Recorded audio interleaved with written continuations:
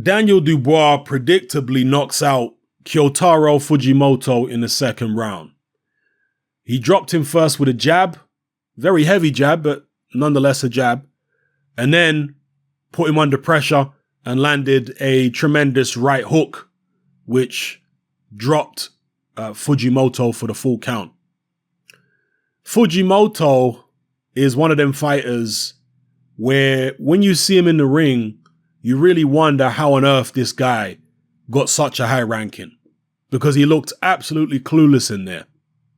He's apparently fought in K1 before, which is the Japanese kickboxing circuit, and he looked like a K1 guy, because some of the guys in K1 can really fight, but you also have these kind of novelty acts in K1.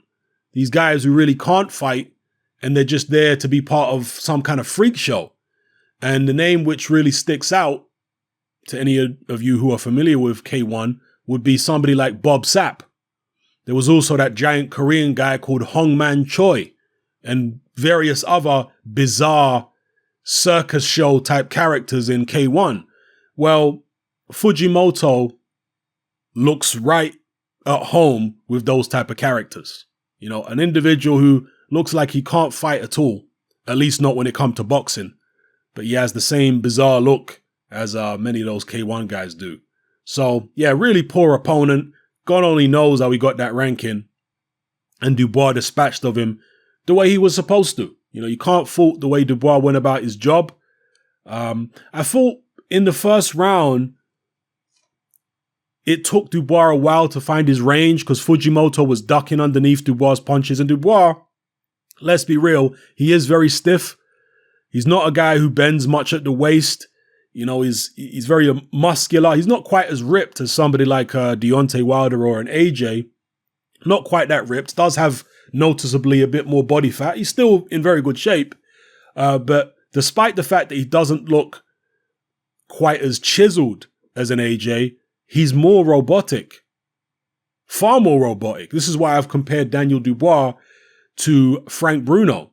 You know, Dubois in style and in his stiffness is far more like Bruno than AJ ever was. And you saw it again in this fight. I do feel though that Dubois has got a bit more roughness in him than Bruno. Because Bruno was, yeah, he could be dirty at times with, you know, rabbit punches and holding and hitting and what have you. But he wouldn't really impose himself on you the way that Dubois does. Dubois is very physical. He likes to get right up close, push you up against the ropes, manhandle you. Bruno was never really that kind of guy. Yeah.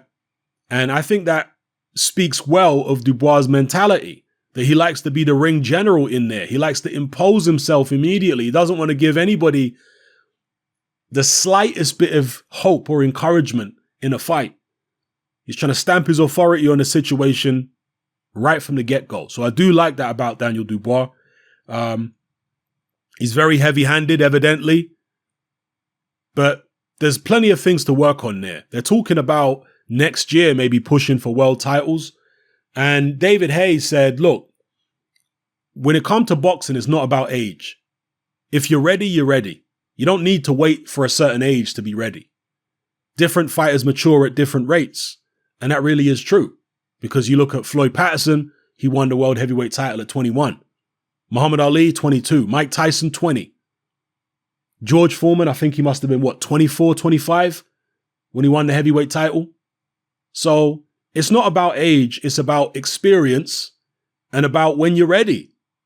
Some fighters don't need as much experience as others to be ready. How much experience will Daniel Dubois need? He could probably beat several top 10 fighters right now. But the thing with Dubois is, if you don't have to rush him, then why rush him?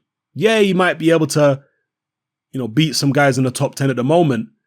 But the idea, I guess, for his management is to put him in against the top guys when they're certain, or as close to certain as they can be, that he could beat any of them. Rather than being 60% or 70% sure, they probably want to wait until they're 80, 90% sure.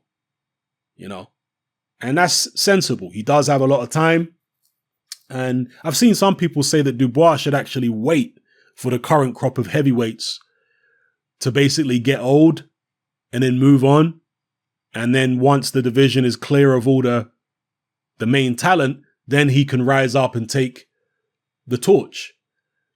Yeah, I can see why some people would want him to do that. From a managerial perspective, it might be sensible, but it wouldn't be fun, would it? I want to see Dubois in there against the AJs and the Furies and the Wilders and all those kind of guys.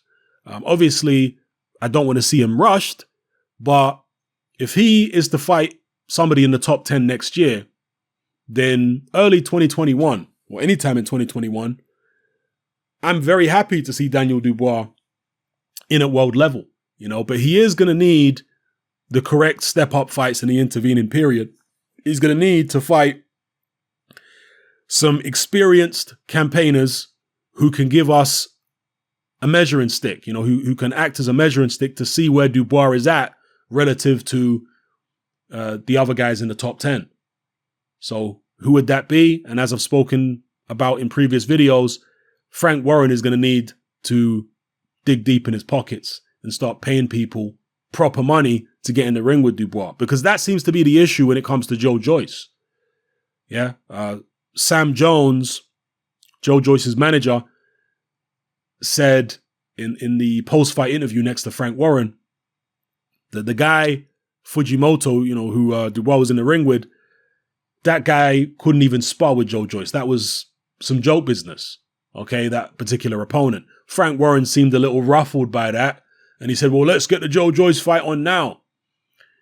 But again, Joyce is in the same position as many other top 10 heavyweights or top 15 heavyweights. If he's going to fight Daniel Dubois, he's going to want to be paid proper money because it's high risk and at the moment, relatively low reward. Dubois is not some major ticket seller. He's not like AJ on the way up, who was Olympic gold medalist and he had Matchroom behind him and all this kind of stuff, doing pay-per-views for the British title. Daniel Dubois is not in that position. He doesn't have that kind of market value right now. So Frank Warren is going to have to take a hit in the pocket. If he really believes in Dubois and he wants to, really get him the best development as a fighter, he's going to need to take a hit in the pocket and lose money on certain shows just to get the correct opponents to bring Daniel Dubois on in 2020. So, yeah, whether it's Joyce or somebody else, it's just whether Frank Warren wants to sign the check. Because look, Joe Joyce has been in there with more accomplished people than Daniel Dubois in the amateurs. Even in the pros, he fought Berman Stavern, who was way past his best, but he was a former WBC World Heavyweight Champion. Daniel Dubois hasn't been in with anybody like that yet. So Joe Joyce is the guy with the experience, make no mistake about it. I don't think Joe Joyce is afraid of Daniel Dubois at all. He understands how risky it is, but he's not afraid. He's been in the ring with loads of top fighters, amateur and pro in the World Series of Boxing. So, yeah, let me know what you guys think in the comment section below about Dubois' performance and where he goes from here. Were you disappointed with the opponent? Did you expect more? Were you, like me, kind of giggling and laughing at the state of him? Not to disrespect anybody who steps in a boxing ring, but simply for the fact that this guy had a top 15 ranking or something, or top 10 ranking with one or two of the sanctioning bodies. Like, come on, really? Let me know what you guys think in the comment section below. It's happening, I'm out. Join me on Patreon. I upload a minimum of 2 podcasts every single week, covering a wide variety of controversial topics, as well as live stream Q&A sessions. Take a look on screen right now at some of the podcasts I've produced so far. For just $3 a month, the equivalent of about £2 a month, you get access to all my new podcasts and my entire back catalogue of past podcasts, including my popular Confessions of a Nightclub Bouncer series. You can listen on your computer or on your smartphone or tablet by downloading the Patreon app from the Google Play Store or the App Store for free. The Patreon app also allows you to download each podcast in MP3. For less than the price of a cup of coffee, you get access to dozens of hours of exclusive content. It's easy to sign up, there's no contract, and you can cancel at any time. So come and join our community of free and critical thinkers by signing up with me here on Patreon today.